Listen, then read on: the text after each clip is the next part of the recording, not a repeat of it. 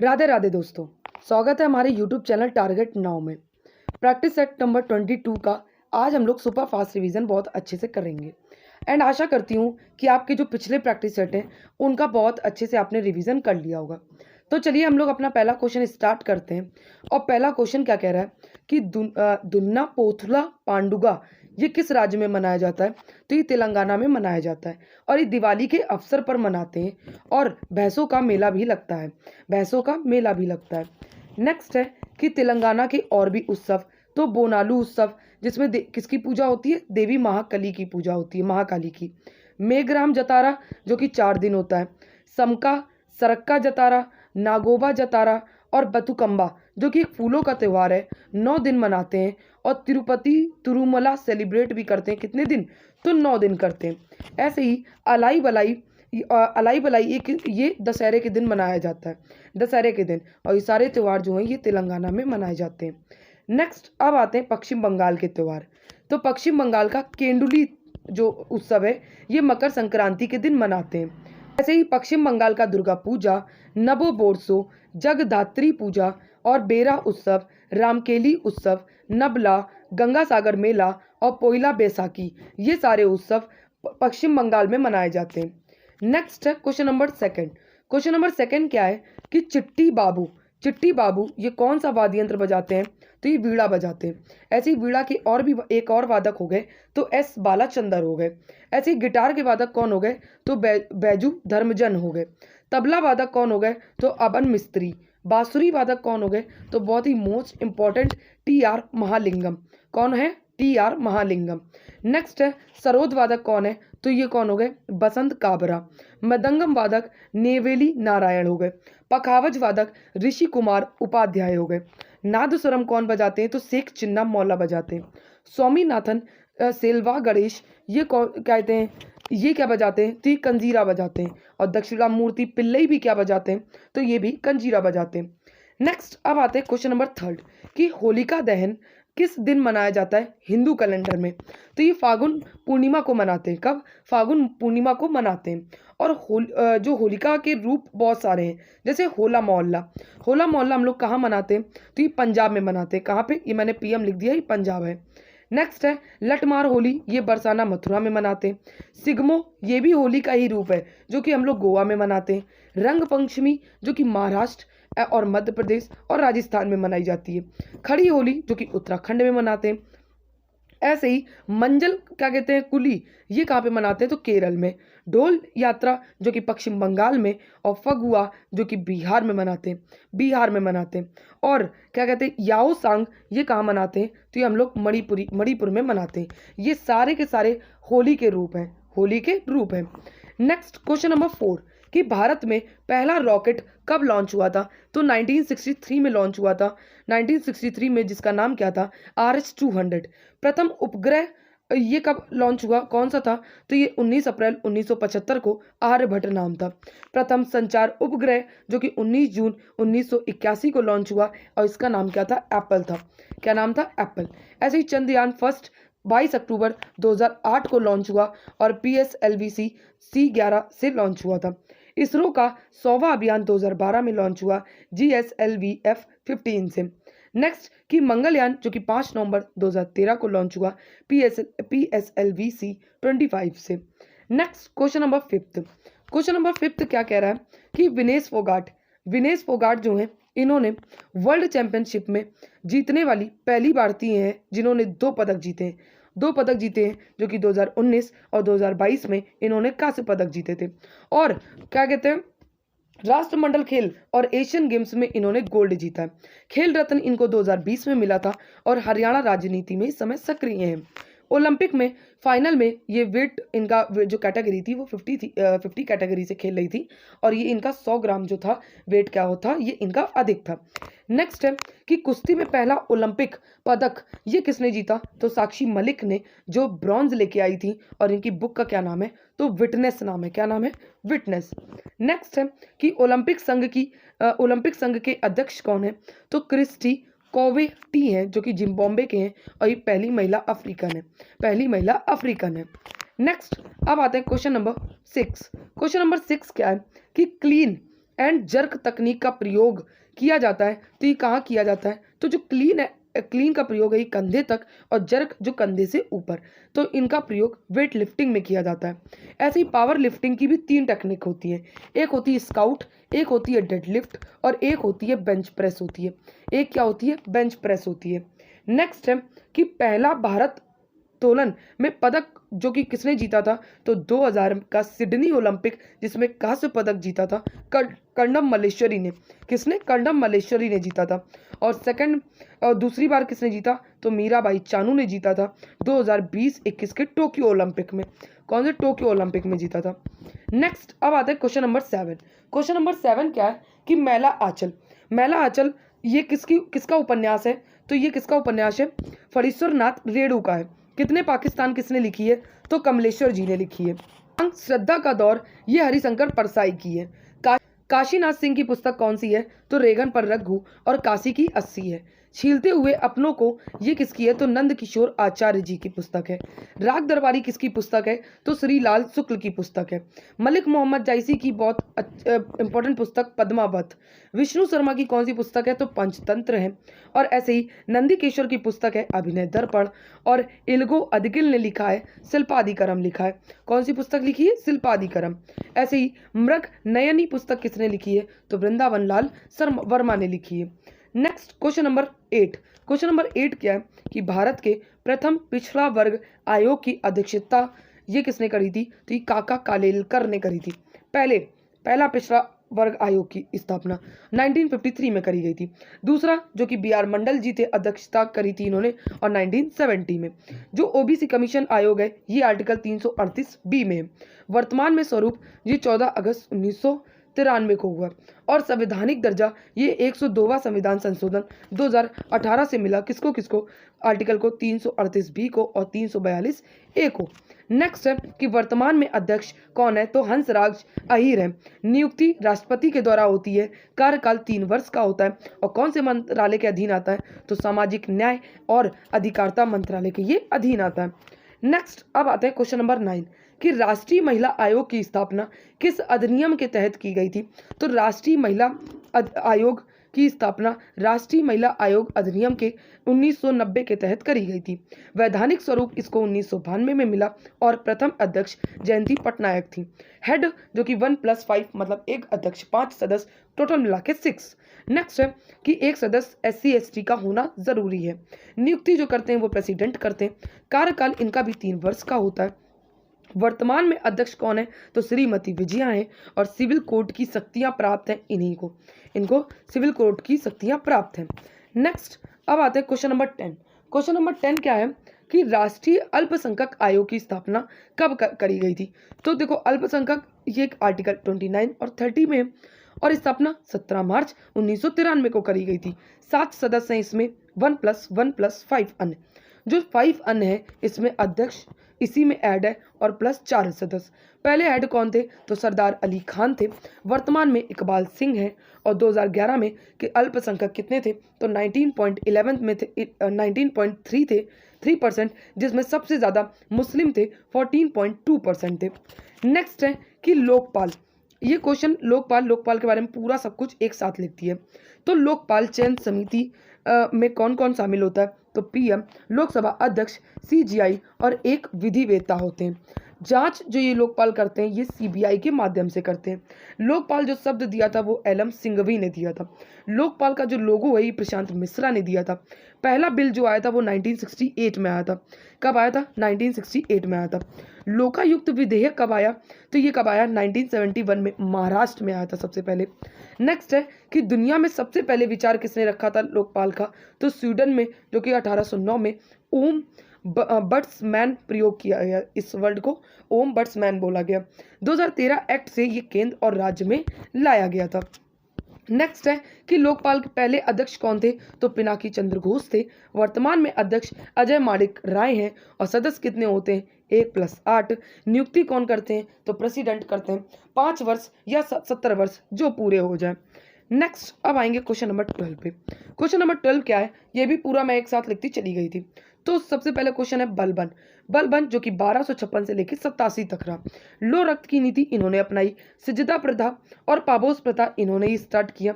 तुर्क चलगानी का अंत इन्होंने कर डाला था। गैर इस्लामिक प्रथा किसने स्टार्ट करी? तो बलबन ने। दरबार में कौन था? जो इनकी दरबारी वो थी भाषा थी वो फारसी थी। वंशज कौन थे? और ये किसके वंशज थे? तो ये आफरासियाब के वंशज थे।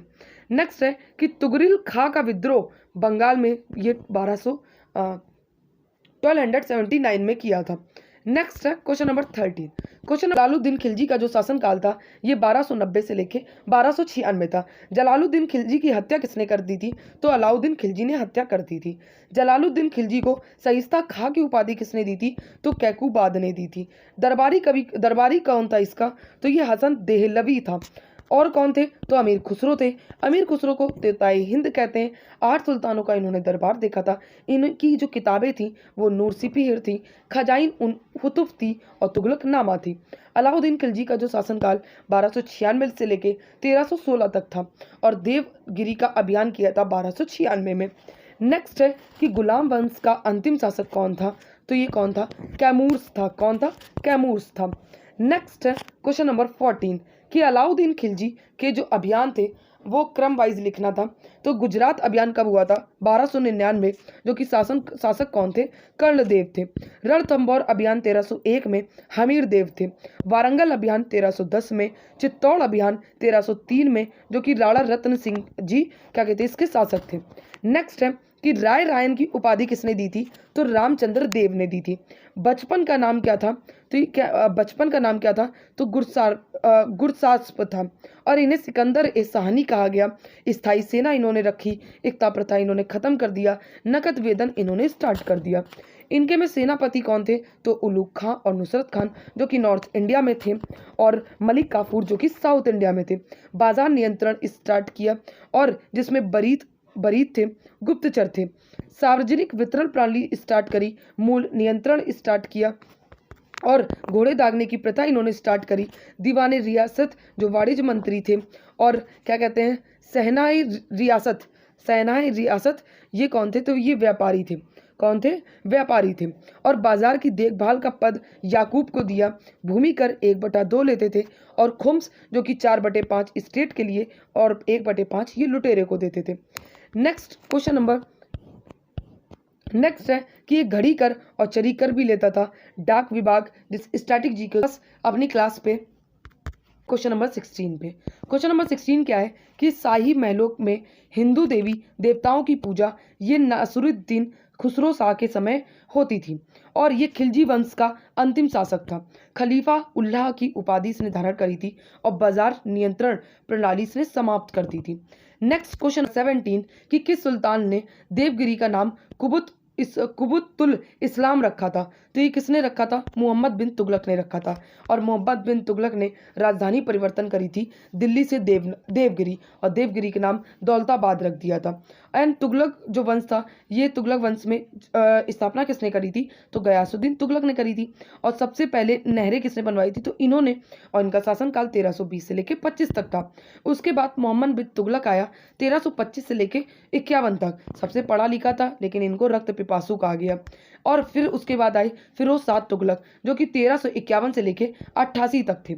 और मोहम्मद बिन तुगलक जिनको दीवाने अमीर कोही का निर्माण इन्होंने करा था और इन्हीं के समय मोरक्को का जो मोरक्को को मूर कहते हैं और मोरक्को का कौन आया था? इब्न बतूता आए थे। 1333 में आया था। 1333 में आया था। इब्न बतूता ने पुस्तक लिखी थी रेहला पुस्तक जो कि अरबी भाषा में लिखी थी। कौन सी भाषा में? अरबी भाषा में लिखी थी। और दिल्ली का काजी इसे नियुक्त कर दिया था और चाइना में क्या कहते हैं चाइना में दूध बनाकर इसे भेजा गया था।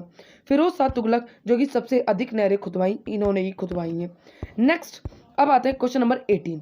क्वेश्चन नंबर 18 क्या है कि कौन सा जल डमरू मध्य जो एशिया और उत्तरी अमेरिका को अलग करता है? तो ये बेरिंग है।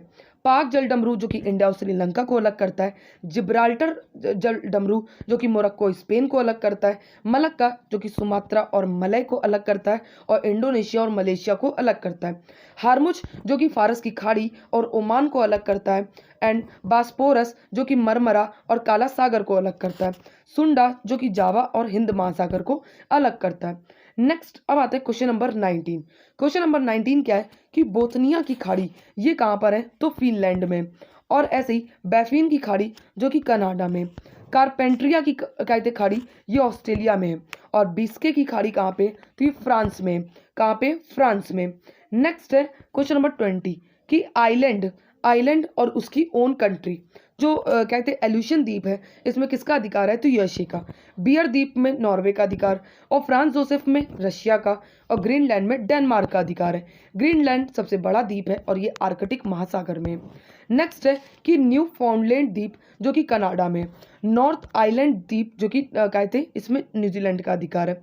नेक्स्ट है क्वेश्चन नंबर 21 कि झील को अवरोही क्रम में लगाना था, तो सबसे पहले कौन सी आएगी, क्षेत्रफल में सुपीरियर जो कि यूएसए और कनाडा में, फिर विक्टोरिया झील, फिर बैकाल झील जो कि सबसे गहरी झील है, और फिर ग्रेट बियर द झील है। नेक्स्ट है कि विक्टोरिया झील जो कि केन्या और तंजानिया और युगांडा में, सुपीरियर झील जो कि यूएसए और कनाडा में। स्टडी ऑफ लेक को क्या कहते हैं, तो लिमोलॉजी कहते हैं। कंट्री ऑफ लेक को फिनलैंड कहते हैं। नेक्स्ट है क्वेश्चन नंबर 22 कि अधिमांग के परिणाम स्वरूप क्या होता है, ये स्फीति अंतराल होता है, क्या होता है, स्फीति अंतराल होता है। नेक्स्ट है कि गिफिन वस्तुएं किसे कहते हैं, अगर प्राइस बढ़ेगा तो डिमांड्स भी बढ़ती है, वो गिफिन वस्तुएं होती है। आय प्रभाव प्रतिस्थापन प्रभाव से अधिक मजबूत है। नेक्स्ट है क्वेश्चन नंबर 24 कि योजना और उसके प्रारंभ वर्ष, तो आम आदमी बीमा योजना 2007 में आई थी, पीएम आत्मनिर्भर योजना 2021 में आई, पीएम जन आरोग्य योजना 2018 में आई, पीएम सुरक्षा बीमा योजना जो कि 2016 में आई। क्वेश्चन नंबर 25 क्या है कि दृश्यमान विकिरण की खोज किसने की थी, तो ये किसने करी थी, आइजक न्यूटन ने करी थी। हेनरी बैक्यूरेल ने किसकी खोज करी थी, तो ये करी थी गामा किरणों की खोज करी थी 1900 में। और विल्हेम रॉन्टजन ने किसकी खोज करी थी, तो ये एक्स किरणों की खोज करी थी 1895 में। और गुलियर्मो मार्कोनी की खोज, ये मार्कोनी ने किसकी खोज करी थी, तो दीर्घ रेडियो तरंग की खोज करी थी। लघु रेडियो तरंग की खोज हर्ट्ज ने करी थी। अपरक्त विकिरण की खोज हर्शेल ने करी थी। और पराबैंगनी किरण की खोज ये रीटर ने करी थी, किसने, रीटर ने करी थी। नेक्स्ट है क्वेश्चन नंबर 26 कि मेंडलीव के अनुसार तत्वों के गुणधर्म उनके एटॉमिक मास के आवर्ती फलन होते हैं, एटॉमिक मास के आवर्तिक फलन होते हैं। 1872 में जर्मन पत्रिका में आवर्त सारणी आई थी जिसमें तत्व 63 थे और तैयार 1869 में किया था। और मोजले जो कि परमाणु क्रमांक क्या कहते हैं, उनके मोजले के अनुसार तत्वों के जो गुणधर्म उनके परमाणु क्रमांक के अनुसार होते हैं। 1913 में ये आई थी और 118 तत्व बताए थे। नेचुरल जो कि 94, आवर्त जो कि 7 और ग्रुप कितने 18 हैं। क्वेश्चन नंबर 27 क्या है कि रॉड और कोन पाए जाते हैं, तो ये आई में पाए जाते हैं और ये रेटिना में पाए जाते हैं। सलाका भी होती है, इसको सलाका भी कहा जाता है और छाया अंधकार में देख सकते हैं। शंकु में तेज प्रकाश में भी देख सकते हैं और रंग विभेद होता है, ये दोनों होते हैं। रेटिना पर चित्र वास्तविक और क्या होता है, उल्टा बनता है। और आई कितने मेगापिक्सल की होती है, तो 576 मेगापिक्सल की होती है। सबसे बड़ा कैमरा आई का होता है। नेक्स्ट है कि प्रकाश को कंट्रोल ये आंख में प्रवेश ये कौन करता है, तो प्यूपिल, क्या कौन करता है, प्यूपिल करता है। नेक्स्ट है क्वेश्चन नंबर 28 कि मानव शरीर में पाई जाने वाली सबसे बड़ी संधि कौन सी है, तो कौन सी है, जानु संधि है जिसको मूवेबल जॉइंट होता है। और इसमें क्या होता है, तो इसमें साइनोवियल द्रव होता है। सबसे लंबी हड्डी कौन सी होती है, फीमर, और छोटी हड्डी कौन सी होती है, तो स्टेपीज होती है, कान की होती है। नेक्स्ट है क्वेश्चन नंबर 29 कि फिट इंडिया आइकन के ब्रांड एम्बेसडर किसे कहा बनाया गया है, तो और ये बाई स्पोर्ट्स मिनिस्टर के द्वारा, तो आयुष्मान खुराना को बनाया गया। विकी कौशल को टाटा मोटर का बनाया गया। विराट कोहली को एमआरएफ और ऑडी गाड़ी का बनाया गया। एसबीआई का ब्रांड एम्बेसडर एमएस धोनी को, और ये क्वेश्चन जरूर आएगा कि आईसीसी हॉल ऑफ फेम किसे मिला, तो एमएस धोनी को। विजन 2020 के श्रीकांत को ब्रांड एम्बेसडर बनाया गया। नेक्स्ट है कि खो खो वर्ल्ड कप 2025, ये 2005 लिख दिया है, 2025 होगा। 2025 ये किसे ब्रांड एम्बेसडर बनाया गया? तो सलमान खान को। एमपी का ब्रांड एम्बेसडर पंकज त्रिपाठी को बनाया गया। तो यूएन वैश्विक जलवायु का ब्रांड एम्बेसडर शुभ को बनाया गया, जो कि पंजाबी सिंगर है। थाईलैंड देश का पर्यटन ये किसे बनाया गया ब्रांड एम्बेसडर? तो सोनू सूद को बनाया गया। क्वेश्चन नंबर 30 क्या है कि भारत की एआई यूनिवर्सिटी कहाँ बनाने की घोषणा हुई है? तो ये महाराष्ट्र में। देश का पहला एआई स्कूल ये केरल में ओपन हुआ है। एआई शिक्षक ये कौन है? तो आइरिस है, जो कि तिरुवनंतपुरम केरल में। और पहला एआई शहर कौन सा है? तो लखनऊ है। और दुनिया का पहला एआई बच्चा ये कौन सा कहाँ पैदा हुआ है शायद? तो ये मैक्सिको में। ये मुझे क्वेश्चन नहीं पता, मैक्सिको में। क्लास अच्छी लगी हो तो क्लास को लाइक एंड चैनल को सब्सक्राइब ज़रूर कर लें।